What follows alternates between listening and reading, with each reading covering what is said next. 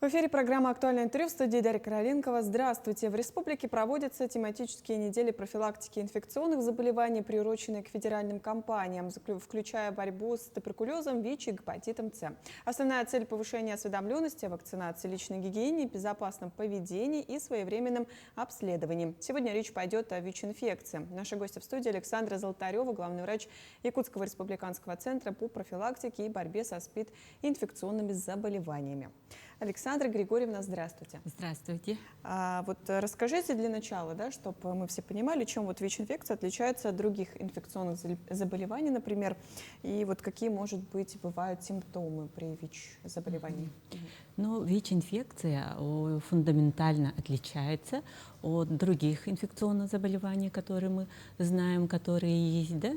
И первой особенностью является то, что если другие инфекционные заболевания поражают какой-либо один орган, то здесь ВИЧ-инфекция поражает именно защиту организма, иммунную систему. CD, так называемые 4 Т-лимфоциты. Вот.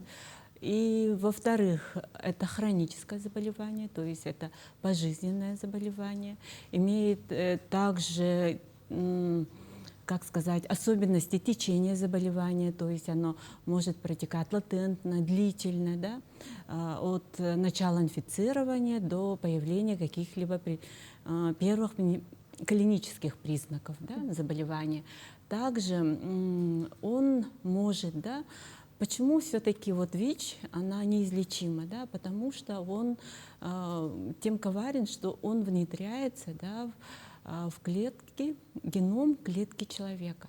И сам человек, то есть организм, да, куда внедрилась вирус, он начинает вырабатывать вирионы вирусов и тем самым распространяться. Вот.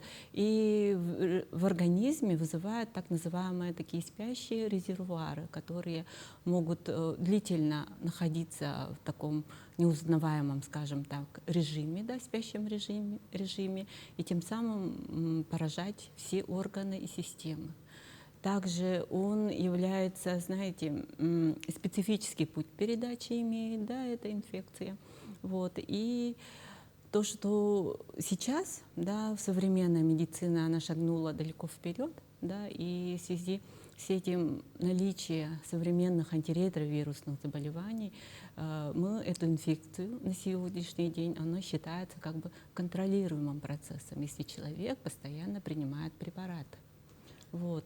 И клинические признаки, они могут быть разными, потому что, как я сказала, да, вирус иммунодефицита человека, она поражает клетки, где находятся эти рецепторы, внедряется, соответственно, вызывает постоянную хроническую воспалительную реакцию в организме и поражает все органы системы, то есть вызывает аутоиммунную реакцию организма, появляются иммунные комплексы, метаболические нарушения и появляются так называемые проявления, как кардиоваскулярные, эндокринные, неврологические, и поражают костную соединительную ткань. Соответственно, симптомы могут быть разные. И это какие, например? Да, это например, общая реакция организма, это длительная температура, которая возникает ни от чего, ни от всего. Если у человека температура появляется при каких-либо инфекционных заболеваниях, например, ОРВИ, да, появляется, например, насморк какой-то появляется, першение в горле. А здесь человек, скажем так, в более таком здоровом, да, состоянии, ни от всего, ни от чего появляется какая-то температура. То она появляется, то оно само по себе исчезает, например. Потом появляются какие-то кожные проявления, да? Человек начинает лечить и думать, что это аллергические какие-то реакции, например. Могут болеть суставы, например, да? И человек может долгое время находиться и лечиться у терапевтов, скажем так, думая, что какая-то артралгия, например, да? Диарея возникает. То есть симптомы разные могут быть в зависимости от иммунного состояния самого человека, который инфицированный. данный период. Мгм. Какие вот пути передачи ВИЧ-инфекции вот в настоящее время являются преобладающими, например, у нас в республике? Вообще, на сегодняшний день не только в нашей республике, в России и в мире это половой путь передачи. Половой путь передачи — это может быть так называемый естественный путь передачи, да, это половой, также это вертикальный путь передачи, то есть от матери к ребенку, да, во время беременности, родов или при кормлении грудью. Также искусственный путь передачи, так называемый, это парентеральный путь передачи, это может быть инъекционные, во время совместного потребления наркотических препаратов, каких-то психоактивных веществ. Да. Также это могут быть парамедицинские какие-то услуги, вмешательства, да, и также это ритуальные вмешательства, при которых не соблюдаются санитарно-гигиенические нормы, конечно. Вот, это основные пути передачи на сегодняшний день. И преобладает половой. Это 85% это половой путь передачи. Вот существует сейчас достаточно мифов о том, как передается ВИЧ-инфекция, да? И вот расскажите, в каких случаях человек может заразиться? Ну, как я и сказала, да, в зависимости, да, от источника инфицирования, это при незащищенных половых связях, да, это, как называется, при передаче, когда ВИЧ-инфицированная мама, да, не принимает, например, специфическую терапию, она может передать в любом сроке беременности, да, эту инфекцию, при родах может передать эту инфекцию, и также при кормлении грудью. Да. Также это вот когда беременная женщина инфицируется во время беременности на каком-то сроке беременности. Ну и это наркоманы, это потребители психоактивных веществ, ну и также асоциальный образ жизни ведущие люди, конечно. Ну и беспорядочная половая связь в основном. А что насчет мифов? Многие думают, что вот воздушно-капельным путем это передается. Нет, конечно. ВИЧ, она вот имеет как бы источником инфекции является только человек здесь, да, и человек только, если в других инфекционных заболеваниях имеется промежуточный хозяин в виде грызунов, там, животных и так далее, а здесь эту инфекцию передает только человек к человеку. Соответственно, это очень тесный контакт. И вирус иммунодефицита находится в большом количестве. Это в сперме, в секрете влагалища, также в грудном молоке. Вот как часто нужно сдавать анализ крови для диагностики наличия инфекции вот обычному человеку? Ну, обычному человеку, который вот ведет нормальный образ жизни, да, нету так называемого рискового поведения, да, раз в год можно и нужно, да, приходить и сдать иммуноферментный анализ на антитела к ВИЧ, вирусу иммунодефицита человека.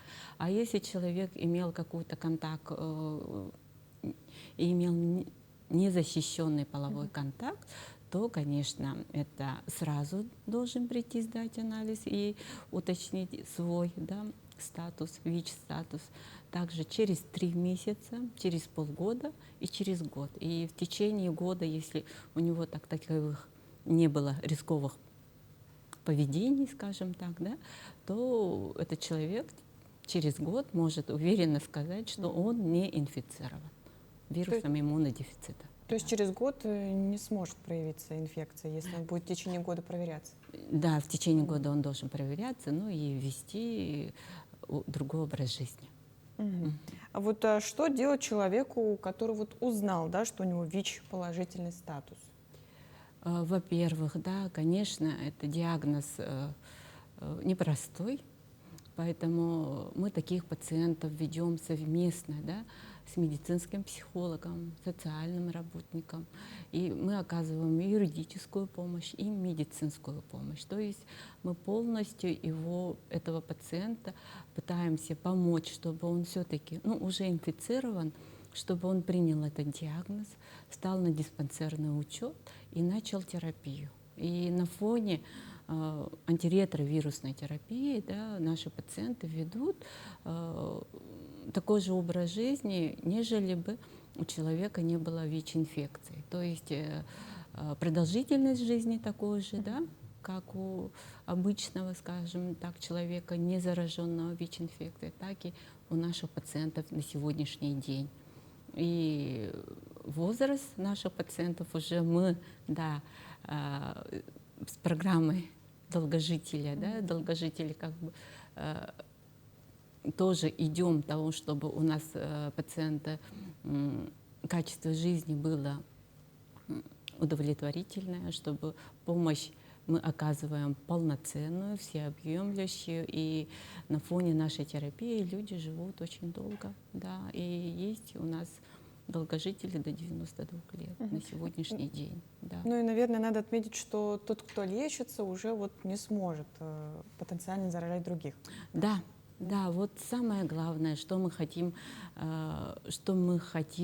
людям донести, что если человек инфицирован, чтобы дальше не распространять эту инфекцию, нужно постоянно принимать терапию.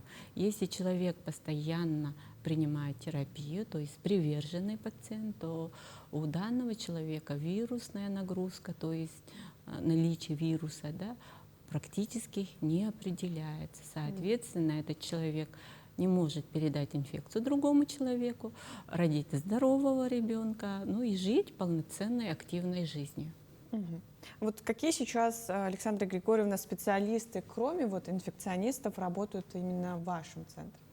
Ну, так как инфекция, она такая поражает многогранные все органы системы, да, в нашем центре работают врачи-инфекционисты, да, врач-акушер-гинеколог, мы ведем наших пациентов, да, к здоровой беременности, к здоровому деторождению. Врачи-дерматовенерологи у нас работают, врач-педиатр у нас работает. Ну и ежегодно, да, для того, чтобы не было, скажем так, осложнений, да, в течение заболевания, и также уточнить диагнозы. У нас консультации врачей-неврологов, так, рентгенологов, да, также УЗИ исследования делаем, ну и лабораторная вся диагностика. Спасибо, Александра Григорьевна, что сегодня к нам пришли. Действительно полезную информацию. Еще раз напомню нашим телезрителям. Я напомню, это была программа «Актуальное интервью». До встречи.